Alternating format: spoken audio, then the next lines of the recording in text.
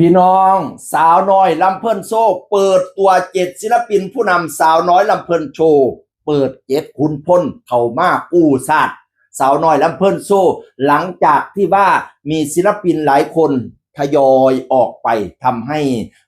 เจ้าภาพทั้งหลายก็มีความบ่มั่นใจว่าคือออกหลายแท้FC ทั้งหลายก็ตกใจคือออกหลายแท้ออกไปตอนนั้นก็แม่ติ๋มกุสุมาท็อปนาราไซเจิงเป้งดาวเหนือฟอร์ดกิตติไซนั่นค่อยลืมซื้อแล้วตัวพระเอกค่ำแค้นณัฐภูมิหลายผู้หลายคนออกไปในตอนนั้นพี่น้องบัดนี้ก็มีมาใหม่หลายคือกันเด้บอสโจสั่งเสริมทัพยังเร็วท่านก่อนที่จะเกิดเหตุการณ์อะไรทำไมตอนนี้ที่เห็นแน่ๆ7ขุนพลแล้วที่ข้าเจ้านำเสนอพี่น้องนำทีมโดยวัดศิวดลสิมาเป็นผู้นำทีมพี่น้องก็มีปอมแปมเพชรบ้านแพงนัดสุรศักดิ์พระเอกเก่านี่กันนัดสุรศักดิ์ปอมแปมนี่กับสวยเสียงดีพี่น้องมานะเพชรบ้านแพงอันนี้FCก็หลายผู้เป็นตาฮักพี่น้องเฮ็ดหยังก็เป็นตาเบิงแล้วก็ฮอตดีทวีศักดิ์รูปหล่อเสียงดี ข้ามบอดในวงการมานานพี่น้อง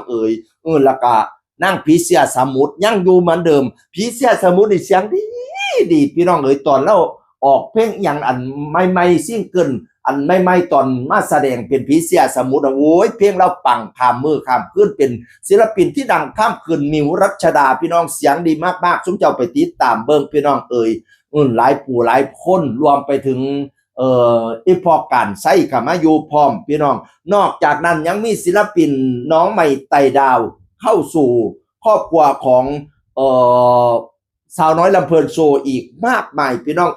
รับรองว่าฤดูกาลหน้ามีเซอร์ไพรส์แน่นอนพี่น้องเพราะว่าศิลปินที่เข้ามาอยู่ใหม่มีแต่ระดับคับแก้วทั้งนั้นเลยพี่น้องเราก็มาดูว่าฤดูกาลหน้าสาวน้อยลำเพลินโชว์จะเป็นอย่างไรจะปังหรือว่าจะเป็นอย่างไรพี่น้องฤดูกาลแรกนี่บอสโจบอกว่าได้120งานสำหรับหมอลำตั้งใหม่ก็ถือว่าได้พ่อสมหวนสมควรอยู่พนาวานะมาเบิ่งฤดูกาลนี้สิเป็นจังไดพี่น้องฤดูกาลวงนึงนี่120กว่าฤดูกาลนี้สิฮอด200บ่กะรุ่นน้ำกันเพราะว่าศิลปินใหม่ๆนี่มีแต่สุดยอดเท่านั้นดิFCกะหลายพี่น้องข้าเจ้ามีเพจมี YouTube มีช่องอะไรทำไมช่องนี่มันระยะนี้เป็นโลกโซเชียลเนาะผู้ใดมี FC หลายข้าเจ้าก็ตามมาแต่โกบงานจ้างกะหลายพอแต่เปิดตัว7ขุนพล7ผู้นำเท่านั้นล่ะ FC ลังมาจ้างโคบนี้ตอนนี้เราโซ่งานเลยผู้นั้นบ้านนั้นมาจ้างบ้านนี้มาจ้างเป็นตาได้ฮอด200อยู่ดอก รุ่นเสียงอื่นคนเก่าเว้าสู่ฟังสวัสดีครับ